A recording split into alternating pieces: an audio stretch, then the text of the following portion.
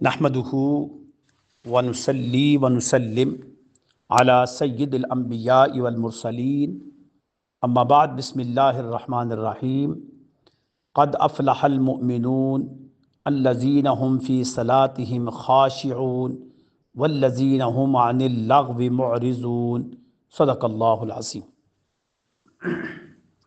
اللہم صلی علی سیدنا و مولانا محمد وعلی آل سیدنا و مولانا محمد وبارک وسلم وصلی علیہ کما صلیت وسلمت وبارکت ورحمت وترحمت علی ابراہیم وعلی آل ابراہیم انک حمید مجید۔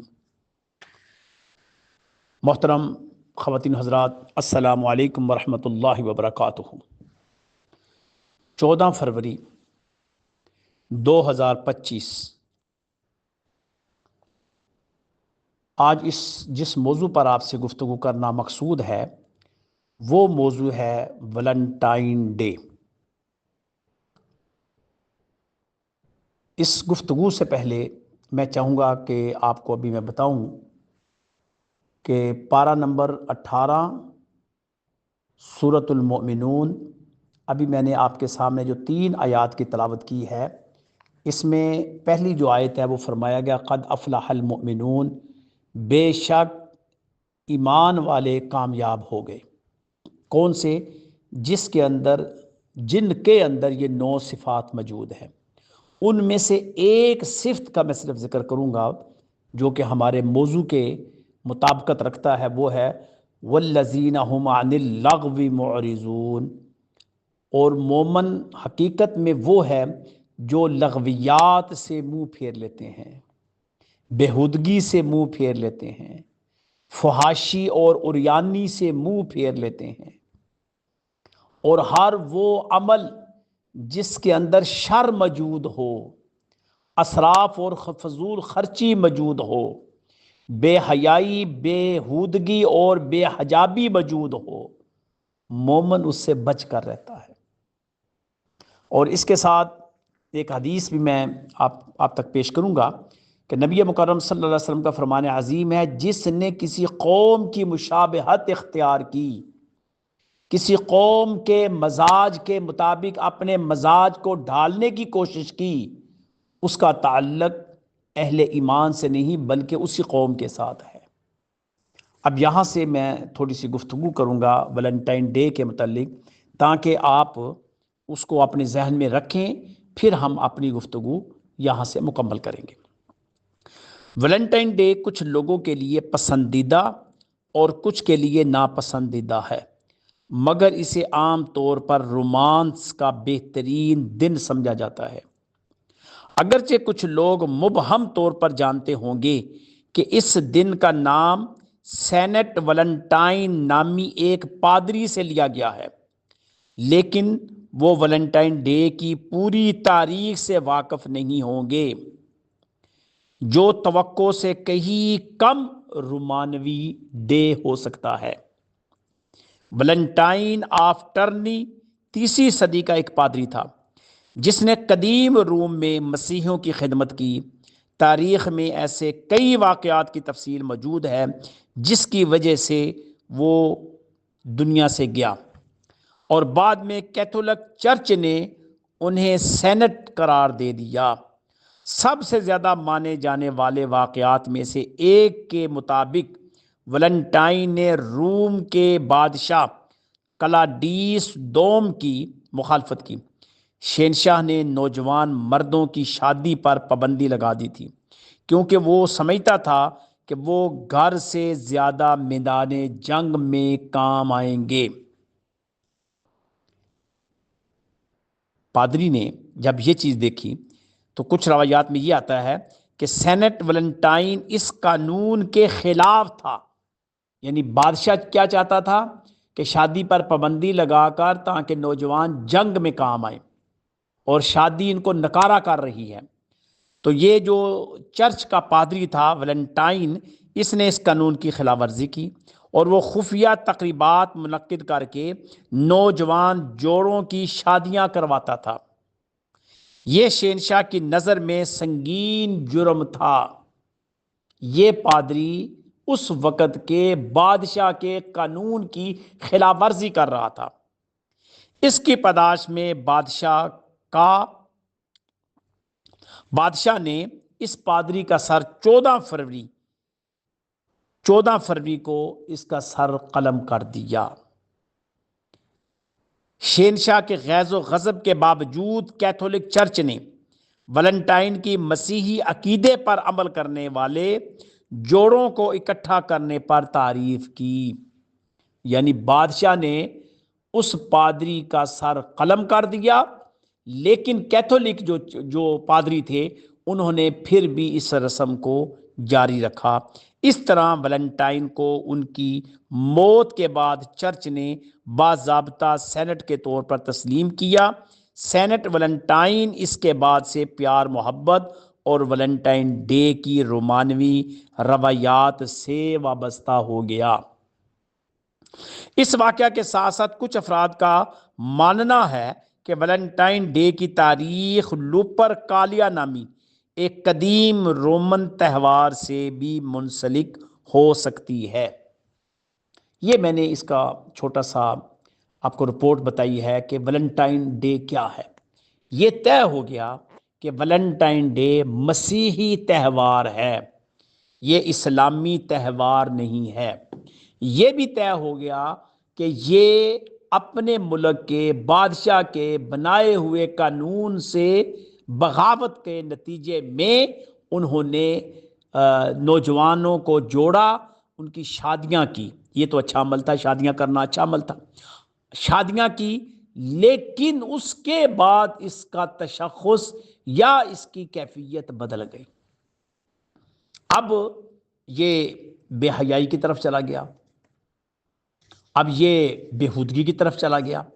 اب صورتحال یہ ہے کہ جب 14 فروری ہر سال آتی ہے تو نوجوان طبقہ کالجوں کا، یونیورسٹیوں کا بالخصوص اور بالعموم دیگر ادرس جو ہماری بچیاں ہیں یا بچے ہیں، وہ ایک دوسرے سے اظہار محبت کرتے ہیں بذریعہ پھول دے کر۔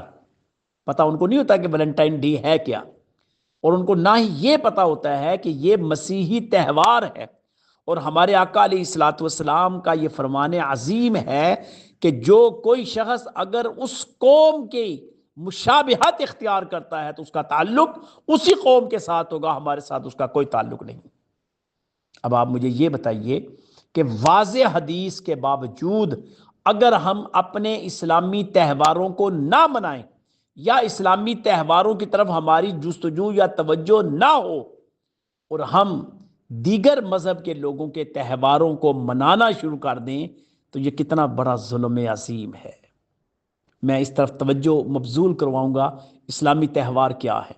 میلاد رسول صلی اللہ علیہ وسلم بہترین تہوار، معراج شریف بہترین تہوار، شب برات بہترین تہوار، عید الفطر بہترین تہوار، عید الاضحیٰ بہترین تہوار، اور اس کے علاوہ جمعے کا دن بہترین تہوار۔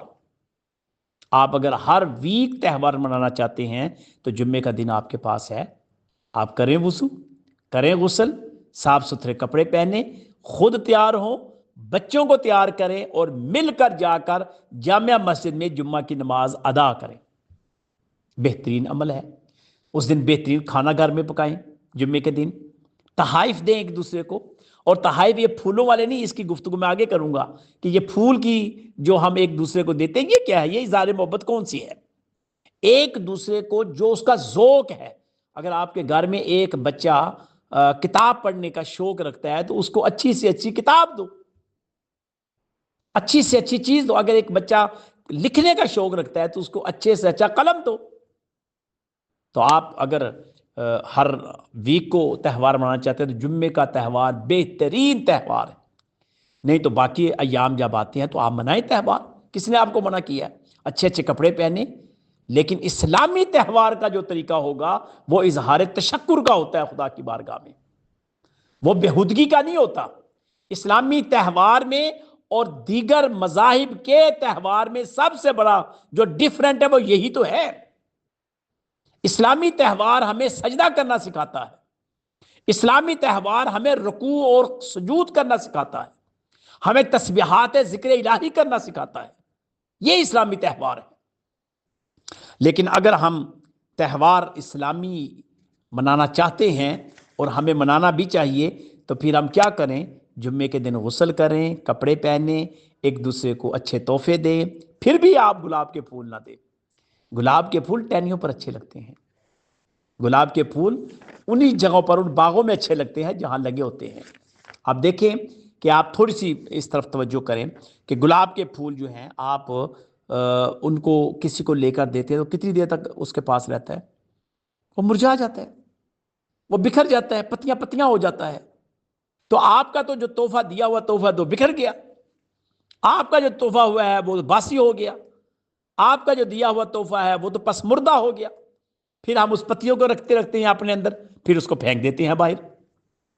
چیز وہ کسی کو تحفے میں دی جائے جو لانگ ٹائم اس کے پاس ہو، اور وہ کیا ہے؟ وہ بہترین تحفے ہیں، وہ کتابوں کی شکل میں ہیں، وہ تاریخ کی شکل میں ہے، وہ حدیث کی شکل میں ہے، وہ فقہ کی شکل میں ہے، وہ قرآن کی شکل میں ہے، وہ قرآن ترجمے کی شکل میں، تفسیر کی شکل میں، ایک دوسرے کو تحفے کے طور پہ دینے کی چیزیں ہیں۔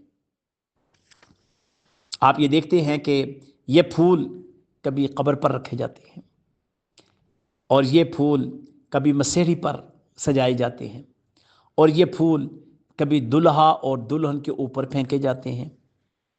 اور اس وقت جو ان کا حال ہوتا ہے، آپ یقین جانیے، میں کئی دفعہ ان چیزوں کو دیکھتا ہوں، میرا دل پسیج جاتا ہے، دل میرا ٹکڑے ٹکڑے ہو جاتا ہے کہ یہ اتنا خوبصورت پھول جو کہ کیاریوں کے اوپر بڑا اچھا لگتا تھا، آپ نے وہاں سے اتارا، آپ نے اس کو وہاں سے لیا اور اس کی پتیوں کو لوگوں کے اوپر پھینکا۔ کیا ثابت کر رہے ہیں آپ؟ یہ پھولوں کی طرح ہیں؟ اگر یہ پھولوں کی طرح ہے تو یہ ہمیشہ مسکرانے والے چہرے نہیں ہیں۔ اسی کے بعد وہ زمین پر روندے جاتے ہیں، پاؤں کے نیچے روندے جاتے ہیں، مسل جاتے ہیں۔ وہ ہے نے اٹھا کر پھول کی پتی نزاکت سے مسل ڈالی، اشارے سے کہا کہ ہم دل کا حال ایسا کرتے ہیں۔ تو میرا کہنے کا مدعا یہ ہے کہ وہ جو پھول جو آپ نے تحفے کے طور میں دیے ہوتے ہیں، یا پھینکے ہوتے ہیں، یا مسیڑی کے اوپر آپ سجاتے ہیں، جب آپ اس کے اوپر بیٹھتے ہیں تو مسل جاتے ہیں۔ جب آپ پاؤں کے نیچے رونتے ہیں تو پھر آپ بتائیں اس پھول کی کیا قیمت ہوگی؟ پھر وہ اس پھول کا وہ جو تحفہ تھا اس کا کیا حال آپ نے کر دیا؟ ویلنٹائن ڈے کے اندر آپ یہ پھول تقسیم کر رہے ہوتے ہیں، یہ حقیقت ہے۔ ان چیزوں کو سمجھیں۔ میں بھی اکثر پروگراموں میں جاتا ہوں تو لوگوں کی خواہش ہوتی ہے کہ میرے اوپر پھول برسانے کی، میں روک دیتا ہوں سختی کے ساتھ۔ خواہش ہوتی ہے مجھے پھولوں کا ہاتھ دینے کی، پہنانے کی، میں وہ بھی پہننے کی کوشش نہیں کرتا۔ الحمدللہ آپ گواہ ہیں اس بات کے۔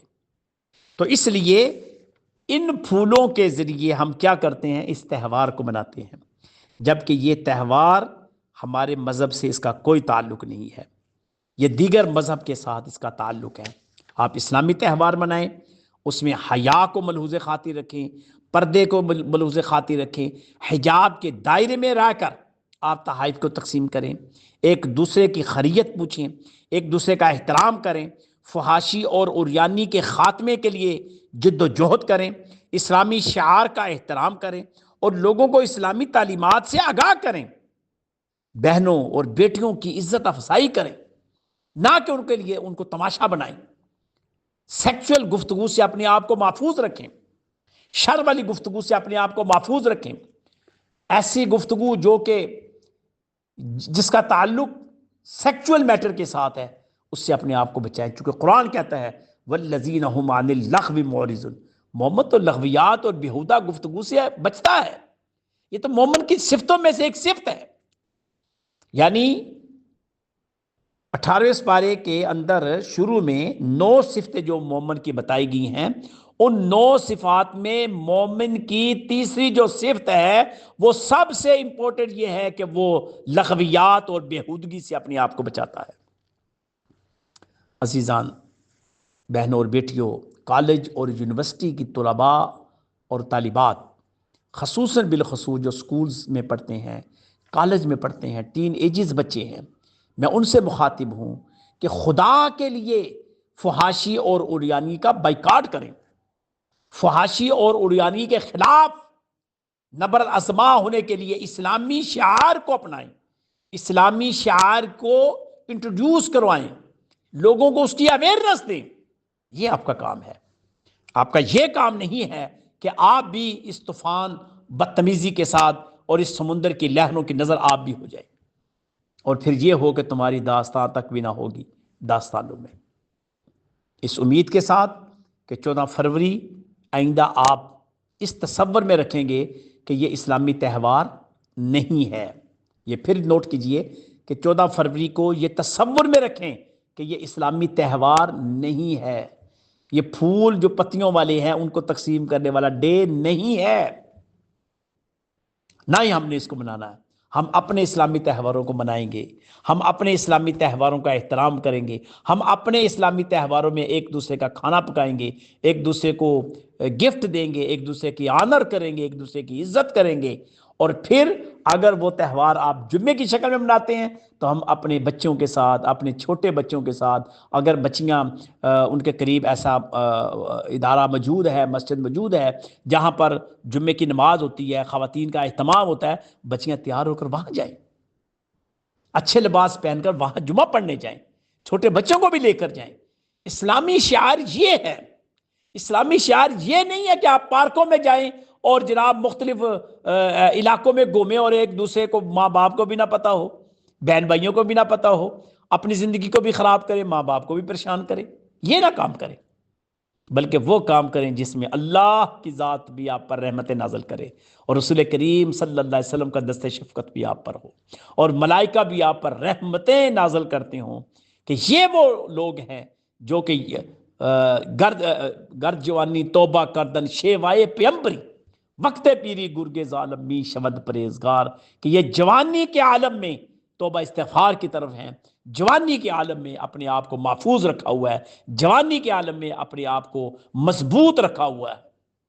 اللہ آپ کو حیادار بنائے، اللہ آپ کو شرم و حیا والا بنائے، اللہ آپ کو حیا میں رہنے کی توفیق عطا فرمائے، لغویات سے محفوظ فرمائے، لغویات سے بچنے کی توفیق عطا فرمائے۔ آمین۔ وآخر دعوانا ان الحمدللہ رب العالمین۔ السلام علیکم ورحمۃ اللہ وبرکاتہ۔